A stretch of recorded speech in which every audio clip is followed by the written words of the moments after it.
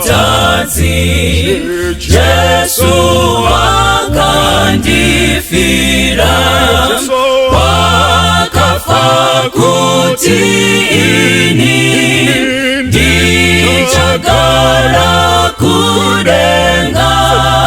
Sena wani pamuti, ndinopona na Jesu. Harudoro rwa Jesu runopinda pamsoro, runozama senyanza, runogara narini. Rudo rwakandiona, apo ndiri kusada, kana ndiri mutadzi. Ndiri kumuda Jesu, kuda kwangu aziwa, zvene urombo wangu, neupenyu nemoyo. Jesu anochengeta, neupenyu nemoyo. Jesu anochengeta, neupenyu nemoyo. Jesu anochengeta.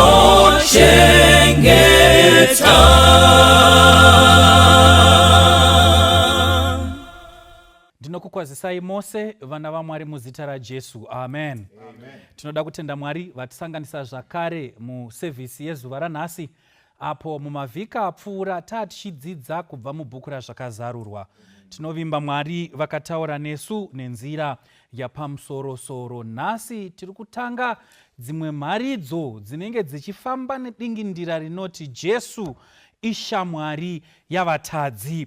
Jesu ishamwari yavatadzi. Uyai neni kuna makoronike wechipiri chapter 33. Makoronike wechipiri chapter 33. Toda kuverenga verse 12 na verse 13.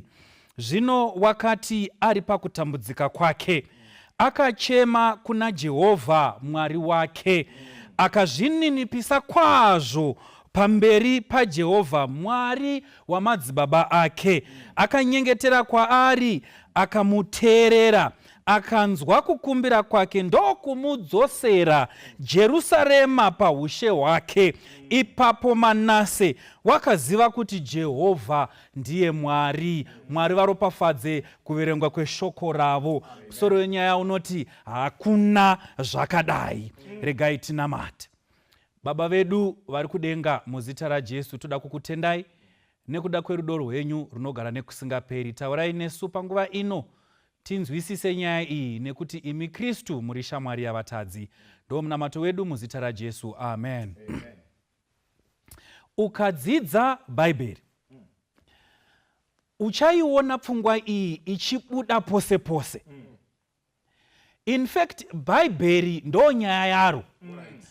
Kuti Jesu ndiye muponesi, ishamwari yavatadzi. Kuti Jesu une nguva navatadzi. Kuti kuna Jesu kune nzvimbo yavatadzi. Asi ndakati ndichiwerengawo, ndokuratidzwa zviri Mwari mukati meBhaibheri. Mubvunzo ndobva wandivinga ukati, Jesu kana kuti Mwari unovenga chivi zvedu here?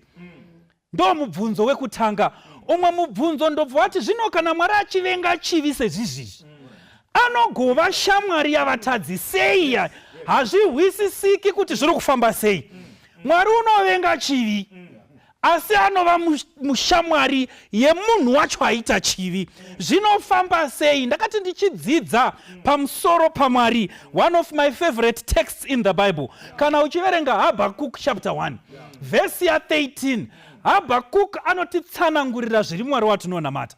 Anoti kudii Habakkuk? Anoti imi, achireva Mwari, muna meso akaisvonaka. asingadi kutarira zvakaipa, hamudi kuona zvisina kururama. Ndiye Habakuku ari kutsanangura Mwari ari kuti maziso aMwari, they cannot behold evil. God is of purer eyes, he cannot behold evil. Asi kana ndofunga ndoti saka kana ari Mwari wakadai, angagova shamwari yemutadzi sei?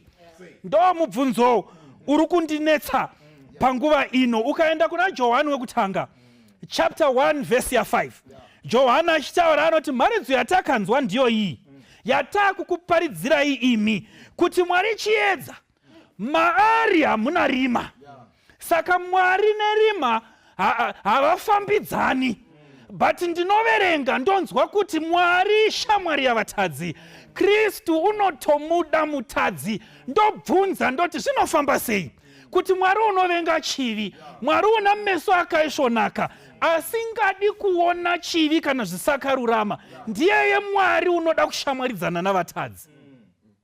Ukadzidza muchinjikwa pamusoro pezvikonzero zvizhinji zvaunogona kudzidza nekuona pakufa kwaJesu pamuchinjikwa, rudo rwake kwatiri, kuzvirasha nekuzviramba kwaakaita achiitira isu. Chimwe chinhu chaunoona pamuchinjikwa, kuvengwa kwechitema naMwari. Jesu akati atakura zvitema zvavanhu vose, nyika yakafuratira, zuva rikadzima, Mwari wakasuduruka, Jesu akaputirwa negore dema, kusvika achema kuti Mwari wangu, ko magondisiya sei? Asi Mwari unovenga chivi saizvozvo zvekufuratira mwanakomana pamuchinjikwa, mwanakomana wake akaberekwa mumwe oga, iye waakatuma kubva kudenga. Bhaibheri rotitaurira kuti iyeye Mwari iyeye ishamwari yavatadzi. Zvinofamba sei? Handihwisisi. Kana ukaverenga mapisarema, regai ndiiverenge iyi ndisamhanya, regai tiverenge mapisarema chapter 5, tinzwe kuti Mwari anotsanangurwa achinzi kudii naDhavhidha. Mapisarema chapter 5, regai ndisvikepo tiiverenge panapa. Chapter 5 verse ya 5, munhu unozvikudza haangamiri pamberi penyu. Munovenga vose, kwete zvose, munovenga vo. Saka vanhu vari kutaurwa kuti vose vanoita zvakaipa Mwari unovavenga. Asi iyeye Mwari iyeye ndiyeye shamwari yavatadzi. Handihwisisi kuti zviri kufamba sei, handinzwisisi. Saka Bhaibheri, shoko raMwari, riri kutiratidza chimiro chaMwari unovenga chivi, chimiro chaMwari usingafari navatadzi. But the very same God, the very same Christ is a friend of sinners. Sei zvinofamba sei? Kana wotsanangura chivi, chinogona kuuya chakapfeka nguo dzakasiyana-siyana, asi regai ndingotaura mabhachi maviri echivi. Bhachi rekutanga, sin is rebellion and against God and his expressed will. Kutadza, kana kuti chinonzi chivi, kumukira Mwari. Kuti Mwari ati tinoenda kuruboshwe, woti kurudyi, Mwari abudisa pachena zvaanoda kuti iwe uite, woti ndazvinzwa. Rebellion handi kuti ndaandisingazivi. Rebellion inoitwa neanoziva, omukira Mwari. Saka kana izvi zvichiitika izvi, kana chivi chiri kumukira Mwari, ko sei Mwari achizoshamwaridzana navanomumukira? Sei Mwari achizoshamwaridzana navanopikisa kuda kwake? Ndo mubvunzo wangu mukuru inini. So the essence of sin is revolt against God.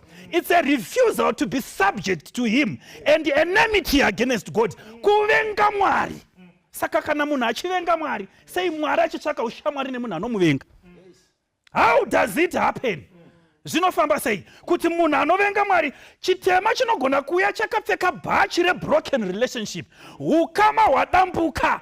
The moment yandinotadza, ukama hwangu naMwari hwadambuka. Saka mutadzi munhu anospecializa nekutiza Mwari, nekudambura ukama pakati pake naMwari, the vertical relationship pakati paMwari nemunhu.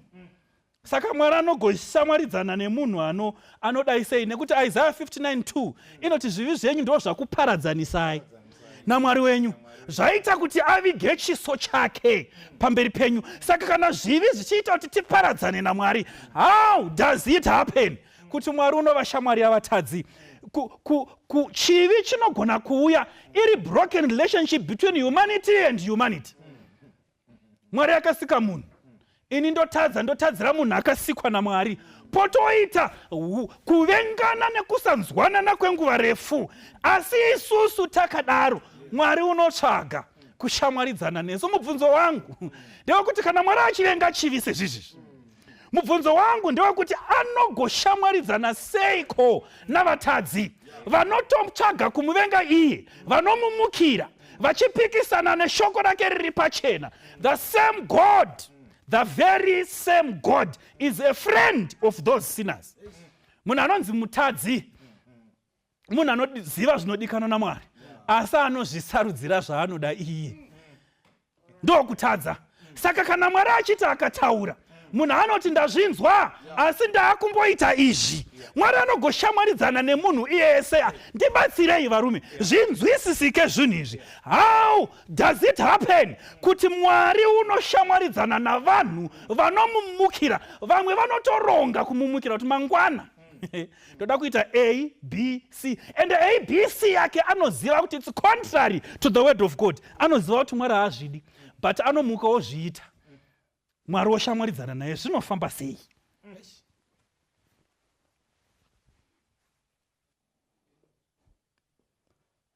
Mfundisi, mubvunzo wamasiya pano hausi kutondisiya ndiri pakukwanisa kuupindura.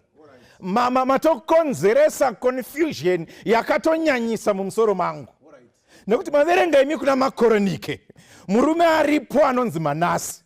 Kana pane munhu anonzi akange akaipa kwazvo kwazvo, ndi Manasseh. Kana pane vanhu vakamborarama pasi pano, vamwe vanombotaura nezveshasha dzakamborarama dzakanga dzine utsinye, dzakanga dzakaipa kwazvo kwazvo. Asi mubhaibheri tinopiwa nhoroondo yemurume anonzi Manasseh asingatsananguriki pakuipa kwake. Manasseh amaverenga anondisiya ndine mubvunzo kuti Mwari vakadai vanodikwa here? Mwari vakadai vane nzvimbo here paumambo hwenyu, pachigaro chenyu neparudo rwenyu? Vangashamwaridzana nemi here nhai Mwari? Saka Manasseh is one of the most evil persons ever to step on planet Earth. Kana pane vanhu vangaverengwa pavanhu vanga vakaipa, ndi Manasseh. Saka mubvunzo wenyu mufundisi, kwanditori kwacho kuseri kwemubvunzo wenyu, kuti Manasseh nekuipa kwakadai angadikwa sei naMwari? Anoita shamwari sei ya Kristu? Anoita shamwari sei ya Mwari? Uyaneni pana madzimambo echipiri chapter 21. Tidzike kubva pavhesi ya 3. Tingopfuura nepakuipa kwaManasseh. Unyatsonzwisisa kuti Manasseh anga akaita sei. Ndigobvunza kuti konai Mwari uyu anodika here? Anoshamwaridzana naye here?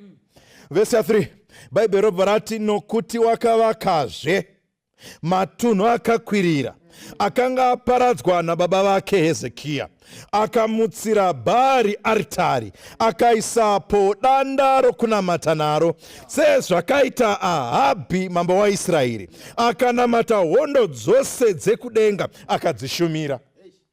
Inzwai Manasseh atiri kutaura nezvake, mwana waHezekia. Hezekia ndiye mambo uya waIsraeri wekunga asangana nerufu, Mwari akamuitira nyasha, akamuwedzera makore. Uyu ndiye mwana wake akutonga. Asa akutonga panapa. Hezekia munhu aitya Mwari, asi mwana wake Manasseh anouya achipesana naMwari, achimukira Mwari, the opposite of his father. Zvikanzi chicha akaita pano, zvikanzi wakavaka matunhu akakwirira, akavaka nzvimbo dzakakwirira dzakanga dzamboputswa nababa vake Hezekia. Saka Hezekia achisimudzira chinamato muIsraeri, akaputsa nzvimbo dzakakwirirwa dzainamatirwa zvifananidzo. akati kwete murudzi rwaIsraeri, isu tinonamata Mwari wekumusoro kudenga, tinonamata Mwari akasika denga nenyika, tinonamata Mwari wezvokwadi. Mwana wacho Manase achiuya ndokutanga kuvaka nzvimbo idzodzo zvakare, ndokubva atanga kudeedzera kuti tiri kudzokera kundonamata kunzvimbo dzakakwirira ikoko, tichinamata zvifananidzo zvakanga zvarambwa nababa vake. Mwari achisimudzira Hezekia achisimudzira Mwari wekudenga, Manase anouya achiputsira Mwari wekudenga pasi. NdiManase mwana waHezekia, zvikanzi akagadzirapo maaritari aBhaari. Bhaari mukamutsvaga ndiye wainamatwa ukadzoka kumashure kweIsraeri naAhabhu mambo weIsraeri. Vakagadzira chinamato chakanga chichisponswa nehurumende yaAhabhu kuti muno muhurumende yangu tinonamata Bhaari kwete Mwari wekudenga. Saka Manase achidzoka haatsvagi Mwari wababa vake, anotsvaga Mwari wemadzitateguru ake, Mwari waAhabhu wekare. Ahabhu munomuziva imi, ndiye wakanga aine nzvimbo dzainamatwa zvifananidzo, ndo zvaakusimudzirwa naManase panapa. Ndiri kubvunza kuti nhaiko wakadai anodikwa sei, anoita shamwari sei yaMwari? Kuipa kwakadai hakuna zvakadai vana vaMwari, kuti zvamborongwa nababa iwe unorongonora. Baba vachironga kunamata Mwari wekudenga, iwe semwana unoronga kunamata Mwari wezvifananidzo. Painamatwa Mwari wakasika unonamata Bhaari, chisikwa chemunhu. Ndo zviri kuitwa naManase. Hakuna zvakadai vana vaMwari, hakuna zvakadai. Zvikanzi akatogadzira danda rainamatwa, vhesi richitsanangura pana Exodo 20, musazviitira mifananidzo yakavezwa kuti muzviitire vamwari vakadaro. Ndo zviri kuitwa naManase, zvinotaurwa neshoko raMwari. Ndo zviri kurambwa naManase, mwana wamambo weIsraeri vaitya Mwari, mwana waEredha vaitya Mwari, mwana wamufundisi vaitya Mwari. Ndiye akuya achisimudzira kunamatwa kwezvifananidzo. Hakuna zvakadai zvinoitika. Mwari anoita sei shamwari yenyu yakadai? Zvikanzi panapa nevhesi vhesi ya3 ichitsanangura zvakaitwa naAhabhu. Zvikanzi panapa akakurudzira kunamatwa kwehondo dzekudenga. Rega upabata apa, nyatsopabata zvakanaka. Pari kutaurwa nezvehondo dzekudenga, pari kutaurwa kunamatwa kwezuva, pari kutaurwa kunamatwa kwemwedzi, pari kutaurwa kunamatwa kwenyeredzi. Ndo zvakatanga kusimudzirwa pano naManase kuti zvinamatwe. Akasiya Mwari musiki, vakatanga kunamata zvisikwa. Ndosaka zvakakati ityai Mwari, mumurumbidze, nekuti ndiye akasika denga nenyika. Manase ndokudzoka pakundonamata zvisikwa zvaMwari. Asi Manase haana kuperera ipapo. Manase haana kuperera ipapo. Zvikanzi akandovaka maaritari iwaya ainamatirwa vana Bhaari, ainamatirwa vana Ashera mutemberi yaMwari. Ai, pana ari kunzwa. Vakatopinda muchechi vaManase, vakati muno ndo matakuisa maaritari ekunamatira zvifananidzo, ndo matakuisa maaritari ekunamata Bhaari. Kuna zvakadai, haana kuperera ipapo. Now Ashera ainamatwa, ainzi the god of fertility. Saka pavaimunamata patemberi, varume nevakadzi vaitorana vachienda vari tutu, vachindoita zvavo zvemabasa erima. Ndo kakari kanamatirwo kaAshera. Saka zvose izvi Manase akazvibvumidza kuti muchechi munofanira kurumbidzwa Mwari, mutembere munofanira kurumbidzwa Mwari. Makanga maakushandirwa mabasa erima nevarume nevakadzi vachiti tiri kunamata. Hakuna zvakadai. Ndoziva vanhu varume nemadzimai vanotorana vachienda kundopfigirana kuseri kwekuseri. Asi mazuva aManase zvakanga zvoitirwa mutemberi. Kuna zvakadai. Hakuna zvakadai. Zvikanzi pavhesi ya6, zvikanzi akapinza mwanakomana wake mumoto, akatenda mashura, akaita mazango, akagadza masvikiro navavuki, akaita zvakaipa zvizhinji pamberi paJehovha. Ndokumutsamwisa nazvo. Mwari akatsamwa, Jehovha akatsamwa. Saka kana Jehovha makambotsamwa, munogoita shamwari yemunhu akadai sei? Munogoita shamwari yemunhu akadai sei? Zvikanzi chimwe chinamato chakagadzirwa naManase chachiri chekupirisa vanakomana vake. Mwana wekubereka achitorwa achiitwa sechipiriso kupiswa pamoto munhu achiti tiri kunamata. Haana kuzviita iye bedzi, akakuridzira Israeri yese kuti ipe zvipiriso zvevana vavo. Mwana achipiswa kuchinzi tiri pakunamata. Kuna zvakadai, kuna munhu akadai ogoita shamwari yaMwari sei. Zvikanzi haana kuzoperera ipapo, zvikanzi akagadza masvikiro nevavuki, akaita zvakaipa zvizhinji pamberi paJehovha. Iyi ndo inonzi Satanism at its best. Dai akangonamata zvifananidzo waiti beta, asi wakakoka Satani mbune pauzima kuti auye kuzomutungamirira. Masvikiro ndo aimutungamirira, ndo vanhu mazango ndo aiwanikwa muupenyu hwaManase. Kuna zvakadai, munhu akadai anogoita shamwari yaMwari sei. Saka kwakuri kukoka Satani kuti auye kuzogara pachigaro naye muye Manase. Mwari moita shamwari nemunhu akadai, Mwari mogoita shamwari yemunhu akadai sei. Hakuna zvakadai. Kuna zvakadai. Zvikanzi panapa pavhesi ya16 tiri kungopfuura napana Manase, ndiri kubvunza kuti Mwari mungashamwaridzana nemutadzi sei? Kasvika palevel yaManase uyu anoshamwaridzika naye sei? Zvikanzi pavhesi ya16, teerera unzwi. Zvikanzi Manase akateurawo ropa rakawanda risine mhosva, kusvikira azadza Jerusarema kubva kurutivi rumwe kusvikira kune rumwe rutivi. Zvivi zvake zvaakatadzisa Judha nazvo, achiita zvakaipa pamberi paJehovha zvisingaverengwi. Saka apedza kuita zvese izvi, Manase akauraya. Aiuraya vanhu vakanga vakavimbika kuna Mwari. Zvakanaka kuti Manase iwewe ukurudzire chinamato chako, asi Manase akapfuurira akauraya vainamata Mwari. Zvikanzi panapa neBhaibheri richitsanangura, zvikanzi akadeura ropa rakawanda seraisvika Jerusarema. Kwakuri kuedza kutsanangura neBhaibheri kuti zvakaitwa naManase hakuna zvakadai zvakamboitika, zvekuti vanotenda kuna Mwari vakaurayirwa kutenda kwavo kuna Mwari, vanonzvera mukatsvaga. Muprofita Isaya wakaurayiwa panguva yaManase, waiuraya vatsvene. Mwari mozoda sei munhu anouraya vaprofita venyu? Anogoita shamwari yenyu sei? Anogoita shamwari sei yenyu munhu akadai? Hakuna zvakadai kana papa nemunhu akanga akaipa. Hakuna akaipa kusvika pana Manase. Vakoronike vachipedza kutsanangura kuipa kwaManase, inobva yati pana Vakoronike vechipiri chapter 33 pavhesi ya9, zvikanzi Manase akatsausa vaJudha navakanga vagere Jerusarema, vakaita zvakaipa kupfuura zvakaitwa nendudzi dzakaparadzwa naJehovha pamberi pavana vaIsraeri. Not even the heathen nations dzakabviswa paKenani nevaIsraeri were as evil as Manasseh was. Saka vaAmori vaisatevera pakuipa sekuipa kwakuina Manase. VaKenani vakabviswa muKenani, vakanga vari nani kana chikombeya naManase. Mwari hakuna kuipa kwakadai, hakuna zvakadai. Munogoita sei shamwari yemutadzi akadai? Mungaitawo here shamwari yaManase? Tiri kuenderera mberi nenyaya yedu. Musoro wenyaya uchiti hakuna zvakadai. Varume vandabva kutsika pano vari kutibuditsira murume akaita zvikuru zvinotyisa. Muroyi, mondi, murume akamutsa zvimwari akatanga kunamatwa zvimwari. But vhesi ya10 inondirovesa nehana. Vhesi ya10 inotiko, Jehovha akataura naManase navanhu vake, asi havana kuteerera.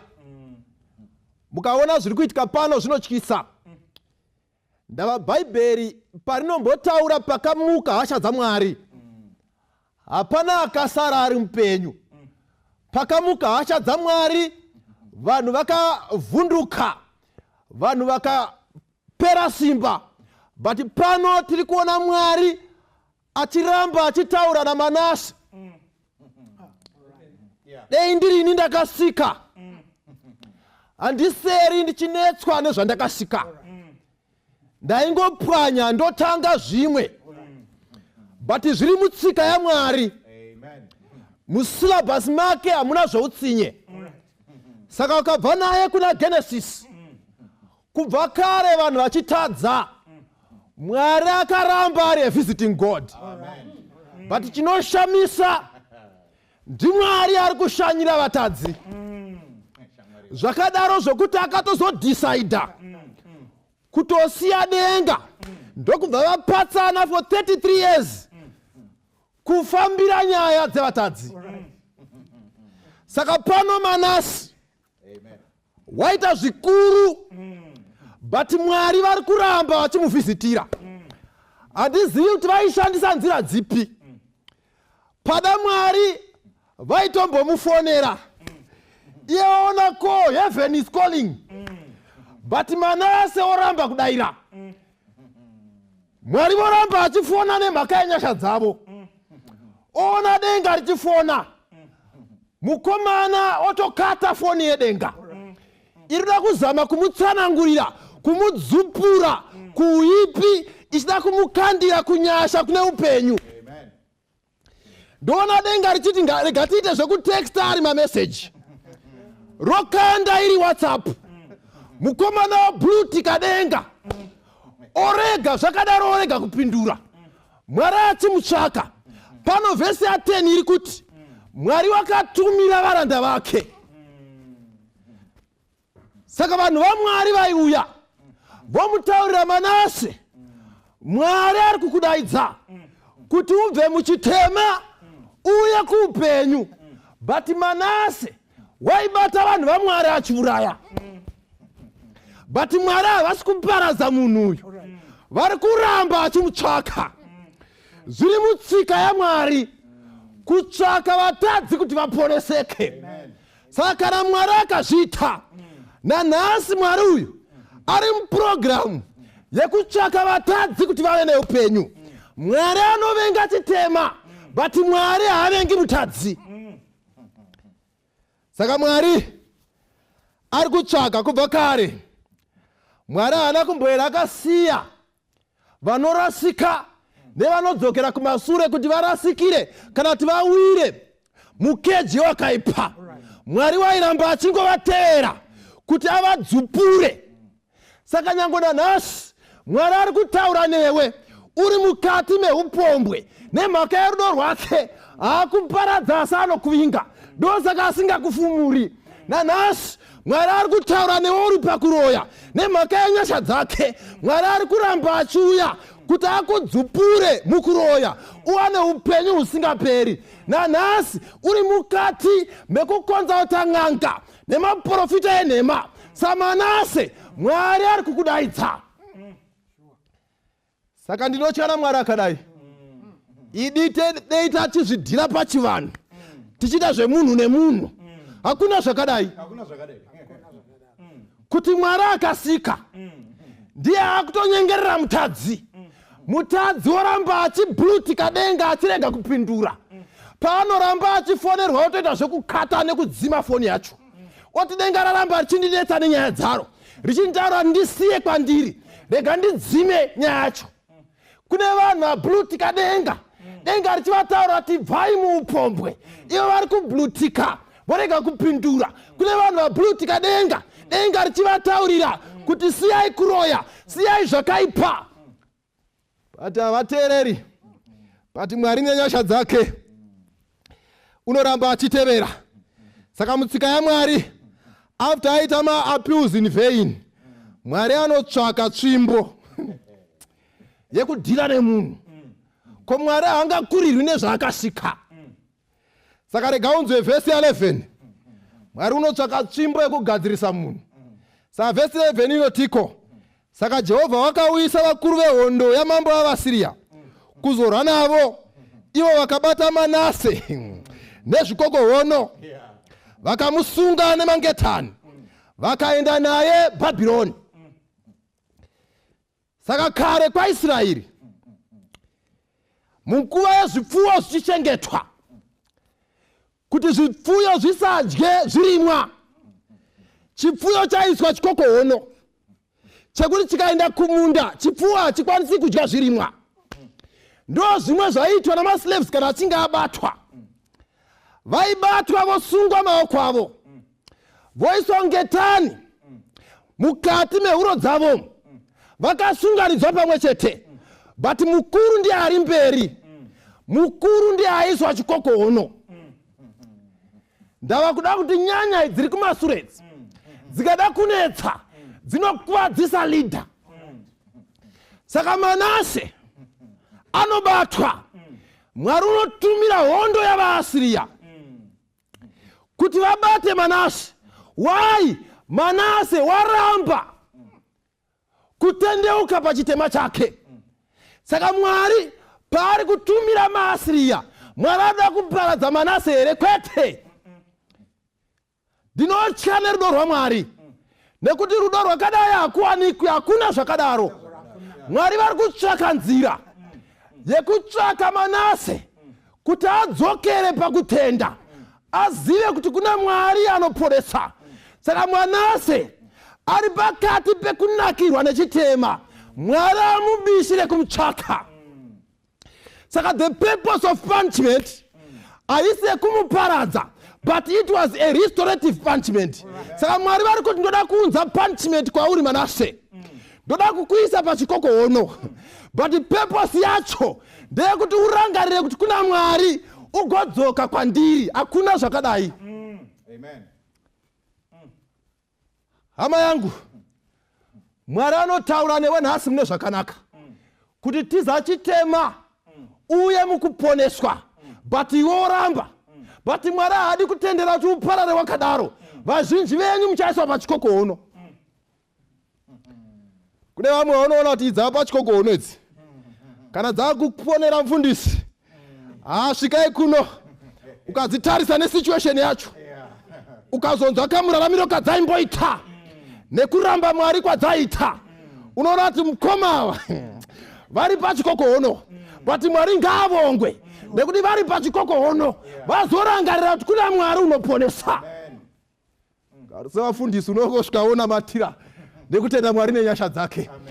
Ndoda kuudzai vana vaMwari, zviri mutsika yaMwari kushandisa maminzi ose angakwanisa kuti munhu asafire muchitema, but kuti munhu aponeseke. Saka Manase dzinotorwa navaAsiria, saka ndo dzanga dziri mberi. Kana wada kuona pane pati inochisa kubata pamhino, haidi kuti wazvekutamba nayo. Saka mukomana paakaiswa abatwa kunge hove, hazvidi pressure yakawanda kudhonza, because tambo inenge yakapedza yega. Saka unenge uchingokweviwa mpichana, hazvinetsi kutevera. Saka ndoona mukomana achindwa nawo naAsiria, vakabata. Iye ndaidaidzira vamwe kuti vakomana mukaita undunya nemufurukushu munondikuvadzisa, hende iAsiria papasina retaliation yaivapo. Why? Nekuti pabatwa panopisa. Regai ndikuudze vana vaMwari, but chiri kuitika ndiMwari ari kutsvaka Manase. Saka dzimwe dzenguri Mwari unotiisa pachinopisa. Purpose yake ari kungotitsvaka chete. Hakuna rudo rwakadai. Saka Manase anoendwa naye, but rega tione kuti aendwa naye zvinozovei. Toda kuti titende Mwari neshoko rake raraurwa rikaiswa pachena. Asi ndoda kuti mucherechedze musoro wenyaya unoti hakuna zvakadaro. Yes. Now ndoda kuti munotise zvatoiswa pachena nemufundisi wandabva kutsika tsoka. Kana paine chinhu chiri too sensitive imhino yemunhu. Sure. Ndakambopfuura nepaiitwa vanhu PCR. Munhu aidzamisira abuda misodzi angoiswa kanotesta kuona kuti hana here dziwa mupengo. Yeah. But apa pasi kutestwa PCR. All right. Pari kuiswa chindori mumhino. Now zvakonzereswa neundunya waManase. Yeah. Asi kana mama kateerera muchiziva nyaya yaManase, baba wake Hezekaya vanonzi mimakufa. Saka Hezekaya baba wake vanonyora tsamba. ZaWhatsApp ndinhasi ayo Hezekaya ndiye wekutanga ndokunyora tsamba kati Mwari ndaona mablutika pindurai. Mwari ndokupindura. Zvikanzi ayo ndakupa makore 15. Now Manasseh anozvarwa mu15 years the grace period. Kana paine mwana ane testimony ndi Manasseh, because I am sure Hezekiah aiudza Manasseh kuti you are a miracle baby, because wakauya mu probation period yangu. But mwana anodaiwa baba, that's your testimony. It's not my testimony. Now maisa pachena mfundisi. Bible rato isa pachena. Kuipa kwa Manasseh kwakapfura kuipa kwedzimwe nyika. Ukaona evil ye ni individual ya kupfura kuipa kwe nation. Maipa kana mu encyclopedia kana mu Guinness Book of Records amukwani, because imimi atiziye kukuclassify this is Manasseh.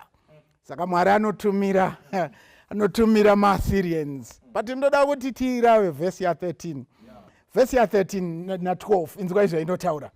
Zvino akati ari pakutambudzika kwake akachema kuna Jehovha Mwari wake, akazvininipisa kwazvo pamberi paJehovha Mwari wemadzibaba ake. Pane chirahwe chiripo. Regatirapanure chirahwe. Zvino akati ari pakati pekutambudzika. Now dzatorwa dzadzika Assyria. MaBabylonians ariko akati welcome. Mbiri yenyu yakasvika. In fact Manasseh ndowe kuuraya Isaiah muprofita. Anomuuraya sei? Anotora mabhiza mairi osunga cheni kwakurova mabhiza kuti aende. Isaiah ndokumwauka nepakati. Saka aenda Assyria atorwa. Onomuti welcome. Ndimi mai mhanya. Nhasi mazouya. Saka ari kutonga panonzi Esarhadhoni. Kudasena Keribu. Ndi Esarhadhoni. Zvikanzi mauya kunokanywa zvidhina. Kunokanywa. Saka iwe Manasseh zvekuti uri mambo izvo ndezvako. Saka Manasseh atanga kudegradwa. Ndikuudze shona inoti usazorangarire bako wanaiwa. Mwari anotipa nguva yekuti tirangarire mapako, tihwande mvura isati yanaya. But mukaramba mvura inokunayai, musazorangarire bako manaiwa. Saka Manasseh akuchitanga kudegradwa. But azviperera apa, because verse 12 yati ari pakati pekutambudzwa. Ngandikurapanurire chirawo. Vasvika Manasseh zvina kuitika pa 1 week kana 1 month zvatwa nemayezi. Manasseh did not repent, though he was now in exile, though he was now in captivity, though he was now degraded. Manasseh haana kutendeuka. Saka vanomugadzirira chidongi chebronze. Saka vagadzira chimbongoro chebronze. Vanochiboora maburi. Vaboora maburi vanoisa Manasseh mukati. Vamuisa mukati, vanobatidza moto. Ndobva chatanga kubvira. Saka chiri kupinda mukati hausi moto, heat. Now bronze vanondiudza kuti is a very good conductor heat. Saka chakatanga kudziya mukati. Manasseh ndokuburitsa zvindori. Ndokutarisa bengo zvanga zvakasungirirwa. Ndokutarisa mazango, ndaza, zvese zvanga ainazvo. Ndokutanga kuzvinamata. That's why verse 12 iri kuti zvino akati ari pakati pekutambudzika kwake. Saka akatanga kunamata akati, wana Mwari wangu please ndionei pano pataiswa pamukona chando. Tiburitseyo muno. Reka ndikuudze mvura dombo zvese zvawakasungirira hazvishandi kana wapa mukona chando. Nekuti Mwari akuchitaura newe. Takataura newe munguva dzerugare ukasateerera. Takutaura newe kuburikidza nemukona chando. Saka anotanga anamata zvimwari ona hazvisi kushanda. Now verse ya 12 inoti ipapo akarangarira. Ndoida muchirungu. And he remembered the God of his ancestors. Hallelujah. Akati pane nyaya imbotaurwa nababa. Vaiti vanga vakufa. vakanyora tsamba, asi baba vaiti Mwari uyu ndimwari wemadzitateguru avo, Mwari uyu ndimwari waJakobho, Mwari waIsaac, Mwari waAbhurahama, ari muchindori ari kutsva. Mukaverenga verse 13 pane chinhu chinondinakidza. Verse 13, akanyengetera kwaari akamuteerera. Mwari ngaavongwe. Mabvunza imi mubvunzo mukati Mwari anogoda sei vatadzi? Hei mhinduro, kana ukadana kunyangwe uri mutadzi Mwari anoteerera. Ende hagumiri pakuteerera, zvikanzi akanzwa akapindura. Now the Babylonians have it on record. Zvikanzi ari kutsva kudaro, chimuru ichi chakatsemuka, Manasseh ndokubuda. Abuda, vanga vamuisa kusanganisira naye vose vakashamiswa. Ndokuti hai, zvikanzi shuwa pane zvaitika apa. Pachinzvimbo chekuti vamusunge futi, vese vakatomira vakuda kunzwisisa kuti chii chakuitika. Kana Mwari asebera pamutadzi, haakusiyi usina nyaya yekuudza vamwe. Vamwe vatadzi vanoona Mwari kuburikidza nemukona chando wako. Saka vanomira, zvikanzi chii chaitika. Saka vamutarisa Manasseh, vanoti iwe haukodzeri kugara muno, dzokera Jerusarema kuJudha. Verse ya 13, inzwai zvinotaura verse ya 13. Verse ya 13 ndoida, akanyengetera kwaari akamuteerera, akanzwa kukumbira kwake, ndokumudzosera Jerusarema paushe hwake. Maperero acho, ipapo Manasseh akaziva kuti Jehovha ndiye Mwari. Praise God. Saka Manasseh, Mwari haasi kuva retributive, but Mwari is being reconciliatory. Mwari haasi kudzosera. In fact, ukatarisa utongi hwa Manasseh, it's the longest. Kana David haana kutonga sekutonga kwakaita Manasseh, kana Solomon haana kutonga sekutonga kwakaita Manasseh. Manasseh reigned for 55 years. But hona nyasha dzamwari, God would have destroyed Manasseh in 20 years. God would have destroyed Manasseh in 40 years. God would have destroyed Manasseh in 50 years. But akamira, hona panoita nyasha. Nyasha dzinokupa nguva yekuti uzadze mukombe wako. Nekuti dai akauraiwa pa 5 years, vanhu vaizoti kuna mambo akauya akangotonga 5 years ndokubva afa. But God gave him time, seumwe muchinda akadzingwa kudenga. Mwari akamupa nguva akatenda akupa nyika, tambudza nyika, ita zvose. But when the time shall come, your destruction shall be certain. Rega ndikupenzwisa, Jesu ndokumutera, Jesu ndokuendeswa pa Golgotha. Asvika pa Golgotha ndokudedzera, zvikanzi it is finished. I have shown you your end, but we are just waiting for fruition. Just like Manasseh. Manasseh was so evil. Mwari ndokumpa mukana, ndokutadza kutendeuka, ndokutambanudza nyasha, haana kutendeuka, ndokumuendesa Assyria, haana kutendeuka. Aiswa muchindori, moto wabatidzwa, ndopa akarangarira. Now inonzi the recognition formula. Vazhinji vandoziya, vanoti vanoziya Mwari, but perhaps you have not yet recognized him. Because mukaverenga verse 13 muchirungu, inoti then Manasseh recognized who God was. Saka akambotanga chiti, baba, this is your testimony. He did not recognize the Lord. But pamukona chando, he recognized who the Lord was. But chone chinondinakidza munyaya, Manasseh was restored. Saka number one, it was not retributive, but it was reconciliatory. Number two, it was restorative. Saka akadzoredzerwa. Adzoredzerwa ndokuziva kuti kuna Mwari. Rega ndikuudze, patakatadza takarasikirwa nembiri yaMwari. Nekuti Bible rinoti, for all have sinned and have fallen short of the glory of God. But hona nyasha dzamwari, God sent his own son. Romans 5:8, whilst we were yet sinners, Christ died for us. Kuti zvidii, he became sin, so that we could become his righteousness. So God is going to restore that glory that Adam had. God is going to restore. It might take and seem long, but it won't be long. Some are asking, because in night ends, but regandi kudze anouya harambi akanyarara. You might be like a Manasseh. God has spoken to you once. God has spoken to you twice. God will speak to you 10 times. But let me tell you, he surely will speak. And when he restores, Hakuna Zvakadai. Such love. And warning. Akateerera Manasseh. And amuteerera akaramba achiti Manasseh adzoka. And when Manasseh came back, he was restored. Okutaura newe nhasi. Wafamba kure nekumusha. Warasikirwa nezvinhu zvakawanda. But Mwari ari kuti, if you come back, I will restore.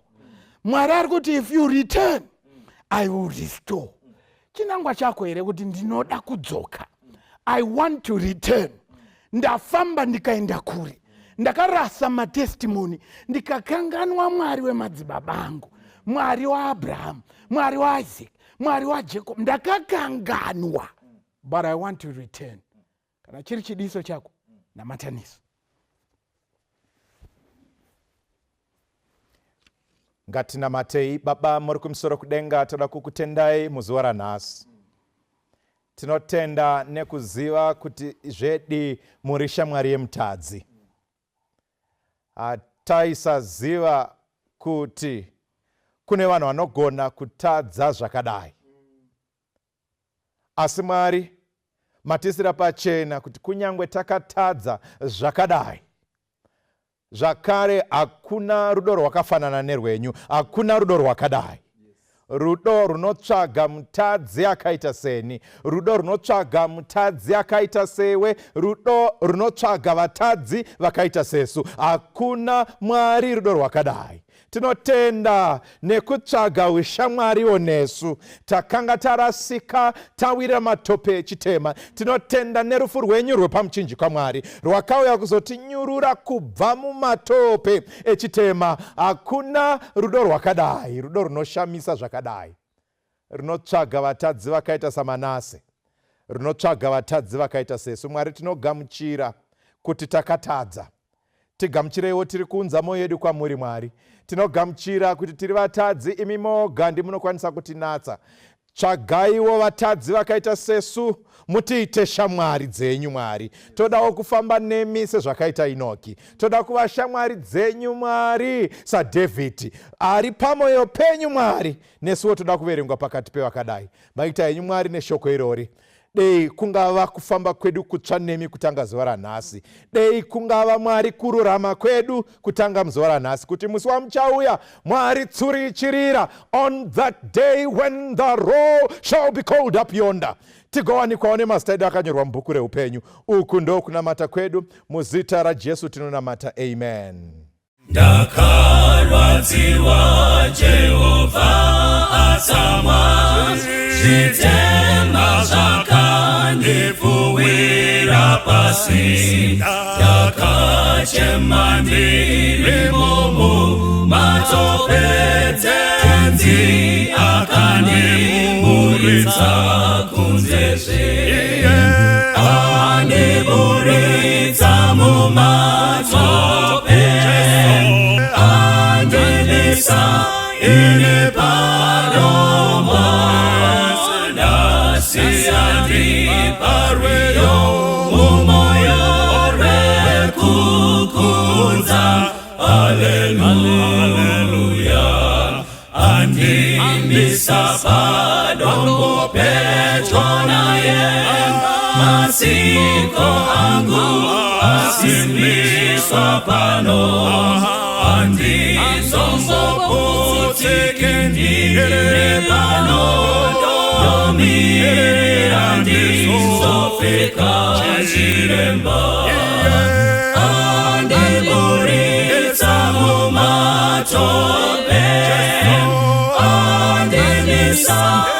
ine padombo nasi andi pariyo umoyo rekukunza haleluya andi pariyo rutsare rukuza noruyimba usiku nesikati moyo wangu wazarane rufarundi chazokuza mununuri wangu Jehova andiburitsa mumatope andimisa ine padombo nasi andi pariyo umoyo rekukuza